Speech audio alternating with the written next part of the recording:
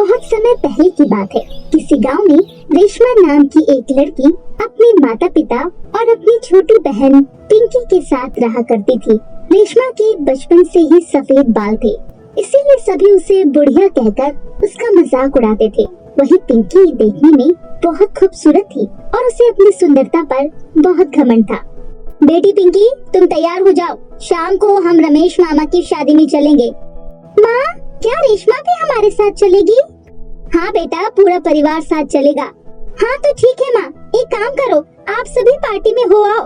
अगर रेशमा जाएगी ना तो मैं उस पार्टी में बिल्कुल नहीं जाऊंगी, क्योंकि इसकी वजह से मेरी बेइज्जती होती है और सब मुझे बुढ़िया की बहन कहकर बुलाते हैं। अरे बेटा, ये तुम कैसी बातें कर रही हो? रेशमा तुम्हारी बड़ी बहन है, तुम्हें ऐसा बोलने से पहले सोच लेना चाहिए। अरे इसमें सोचना क्या है माँ, इसकी वजह से बेइज्जती मुझे सहनी पड़ती है। माँ, अगर ऐसा है तो मुझे पार्टी में नहीं जाना। दोनों बहनें एक ही स्कूल में पढ़ती थी। एक दिन रेशमा पिंकी के पास जाती है और कहती है, पिंकी मेरी तबीयत खराब है और मुझे चक्कर भी आ रहा है, इसीलिए मुझे घर ले चल। मैंने टीचर से सारी बातें कर ली है। अरे तेरा दिमाग खराब हो गया है क्या?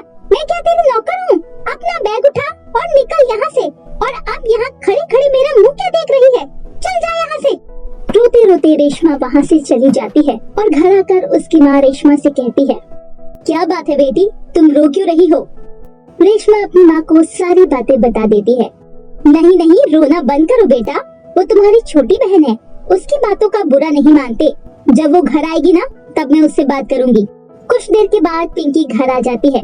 तभी उसकी माँ उससे कहती है, पिंकी, मैंने सुना तुम अपनी बहन को नौकरानी बोल रही थी। माँ, मैंने इससे कितनी बार कहा है मेरे सामने मत आया कर, और इसे कितनी बार ये भी कहा है कि मेरे किसी भी दोस्त के सामने मुझे बहन मत कहा कर। पता है मेरे सारे दोस्त मेरा कितना मजाक उड़ाते हैं। पता नहीं ये बुढ़िया मेरी बहन क्यों है। इतना कहकर पिंकी गुस्से से अपने कमरे में चली जाती है। इसी तरह काफी दिन बीत जाते हैं। अब दोनों लड़कियां बड़ी हो चुकी थी और अब उनके माता पिता को अपनी दोनों बेटियों की शादी की चिंता हो रही थी। सुनिए जी, हमारी दोनों बेटियां अब बड़ी हो गई है और अब उनकी शादी के लिए लड़के ढूंढना शुरू कर दीजिए।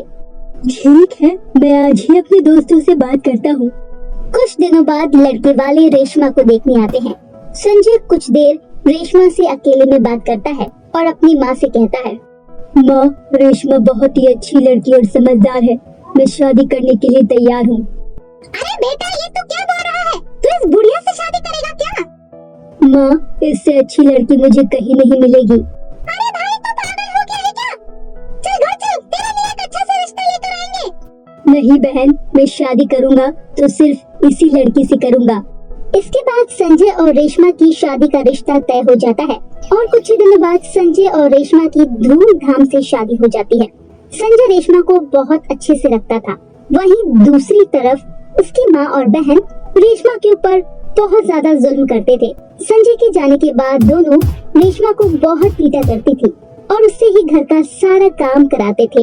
ऐसे ही एक दिन संजय की माँ रेशमा से बोलती है, सुन बुढ़िया, आज मेरे कुछ दोस्त खाने पर आ रही हैं, तो उनके लिए अच्छा अच्छा खाना बना कर रखियो और उनके सामने अपनी शक्ल न दिखाइयो, और अगर दिखाना भी पड़े तो अपने बालों पर कपड़ा रखकर बाहर आइयो। ठीक है माँ, आप जैसा कहोगे मैं वैसा ही करूँगी। इसके बाद कोकिला की सहेलियाँ उसके घर पर आती है और रेशमा उनके लिए बहुत ही स्वादिष्ट खाना बनाती है। अरे वाह कोकिला, तेरी बहुत अच्छा खाना बनाती है, खाने में तो मजा ही आ गया। तेरी बहू खाना इतना अच्छा बनाती है तो देखने में भी कितनी खूबसूरत होगी। अरे हम उससे मिलना चाहते हैं, एक बार अपनी बहू को बाहर तो बुलाओ। नहीं, मेरी बहू की तबीयत खराब है, इसीलिए वो खाना खाकर थोड़ी देर आराम करने चली गई, तुम फिर कभी मिल लेना। अरे साफ बोलना, तू हमें मिलवाना नहीं चाहती। चल कोई बात नहीं। अरे तुम नाराज क्यों हो रही हो? रुको, मैं अभी बुलाती हूँ। मेरी बहू रानी, जरा बाहर तो आओ, मेरी सहेलियाँ तुमसे मिलना चाहती है। रेशमा अपने सर पर कपड़ा बांधे बाहर आती है। अरे वाह, तेरी बहू कितनी संस्कारी है और कितना खूबसूरत, देखो तो सिर पर कपड़ा बांध कर आई है। तभी अचानक से रेशमा के सर से कपड़ा गिर जाता है और उसके सफेद बाल सबको दिख जाते हैं। तभी एक सहेली कहती है, ओ पता चल गया, ये अपनी बहू क्यों नहीं दिखाना चाहती थी हमें। अरे इसकी बहू तो बुढ़िया है। बंद करो ये बातें और चुपचाप मेरे घर से बाहर निकल जाओ और दोबारा कभी मत आना। चले जाओ यहाँ से। हाँ, हमें भी तेरे घर आने का कोई शौक नहीं है। उसके बाद सभी औरतें वहाँ से चली जाती है और कोकिला बहुत ही गुस्से में रेशमा की पिटाई करने लगती है और बोलती है, कल मोही इस कपड़े को ठीक से नहीं रख पाई और मेरी सहेलियों के सामने तूने मेरी नाक कटवा दी। कोकिला रेशमा को धक्के मारकर घर से बाहर निकाल देती है और रोते रोते रेशमा वहाँ से चली जाती है कि तभी वो देखती है एक जगह पर थोड़ी सी बारिश हो रही थी और वो कहती है, अरे ये कैसी जगह है, सिर्फ यहीं पर बारिश हो रही है। तभी वहाँ पर एक परी प्रकट होती है और कहती है, ये एक खास जगह है, ये किसी को दिखाई नहीं देता, तुम बहुत ही नेक दिल की लड़की हो, इसीलिए ये तुम्हें दिखाई दिया। बताओ बेटी, तुम्हारी क्या समस्या है। रेशमा परी को वो सारी बातें बताती है।